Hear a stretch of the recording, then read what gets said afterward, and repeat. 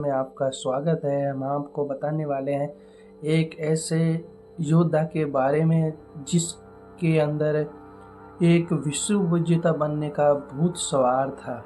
जानते हैं उसकी पूरी कहानी और पूरी सच्चाई इस वीडियो में। क्या आप जानते हैं कि 1671 साल पहले एक ऐसा युद्ध हुआ जिसने इतिहास की दिशा बदल दी?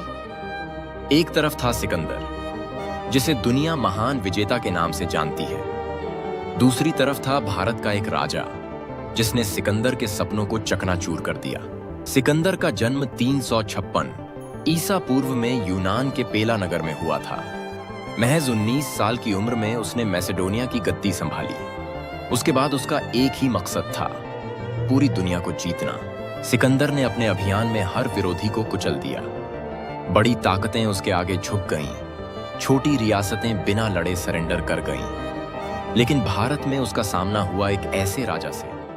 जब विश्व विजेता सिकंदर जब लड़ते लड़ते भारत की सरजमीन पर पहुंचा तो उसका सामना एक ऐसे हिंदू राजा से हुआ जिसने उसने फर्स्ट बारी उसको मार दी। इसलिए सिकंदर बहुत गुस्सा हुए और गुस्से होने पर दोबारा उसने पूरी ताकत के साथ वापस आक्रमण किया।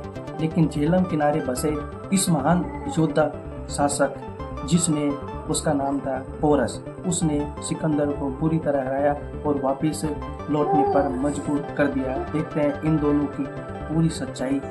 इतिहास पोरस के नाम से जानता है। पोरस का राज्य झेलम नदी के किनारे था जो आज पाकिस्तान में है। उस समय भारत में कई छोटे छोटे राज्य थे, लेकिन पोरस की वीरता और ताकत सबसे अलग थी। सिकंदर के भारत पहुंचने से पहले ही पोरस ने अपने पड़ोसी राज्यों से मदद मांगी थी, लेकिन सिकंदर को इसकी भनक लग गई और उसने ईरान की सेना पर हमला कर दिया। इस युद्ध में ईरान की अधिकांश फौज मारी गई और सिकंदर ने वहां की सत्ता अपने कब्जे में ले ली। ईरान पर विजय के बाद सिकंदर ने अफगानिस्तान के रास्ते भारत की ओर कूच किया। रास्ते में उसने कई कबीलों को अपनी सेना में शामिल कर लिया। भारत की सीमा में घुसते ही तक्षशिला के राजा आंभी ने उसका स्वागत किया और 5000 सैनिकों के साथ उसकी मदद की।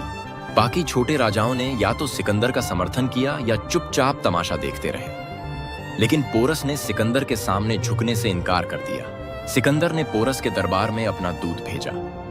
प्रस्ताव था, अगर पोरस सिकंदर को अपना राजा मान ले तो उसे उसका राज्य छोड़ दिया जाएगा।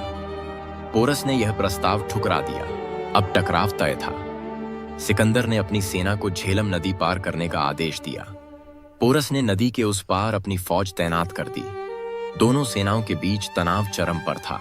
पोरस के पास करीब 200 हाथी, 30,000 पैदल सैनिक और 2000 घुड़सवार थे। सिकंदर के सैनिक पहली बार हाथियों की सेना से भिड़ने जा रहे थे। एक रात सिकंदर ने अपनी सूझबूझ से नदी पार कर ली।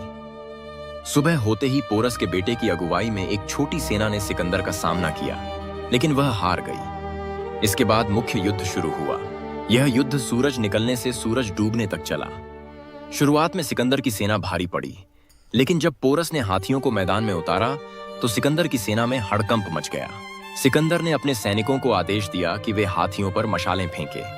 हाथी बेकाबू हो गए और अपनी ही सेना को कुचलने लगे। बारिश के कारण मैदान कीचड़ में बदल गया, जिससे पोरस के रथ फंस गए। फिर भी पोरस डटा रहा। लड़ाई करीब आधे दिन तक चली। दोनों ओर भारी नुकसान हुआ। सिकंदर ने युद्ध विराम की पेशकश की, लेकिन पोरस ने इनकार कर दिया।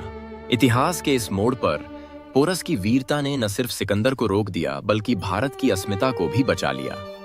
आज भी सवाल उठता है, क्या हम अपने देश की रक्षा के लिए उतने ही दृढ़ हैं? अगर आपको यह कहानी पसंद आई तो अगले अध्याय के लिए सब्सक्राइब करें।